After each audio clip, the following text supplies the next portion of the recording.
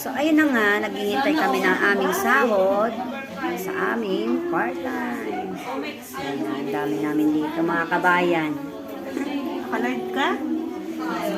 Dito naka-live sa YouTube ko lang naman to. Ayan, dami namin dito. So, mapaghahalataan ng mga kabayan ay hard working. So, ito na pala yung microblading ko. Ayan, sobrang haba ng pila, guys. Hindi lang sa Pinas, syempre dito sa UAE, meron din ganito. Ang mga kabayan, ang mga nangunguna, sa mga sideline, ayan o, mga sideliners yung mga yan.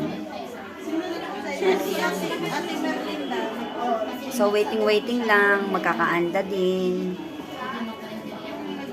Si Precious. Ay, may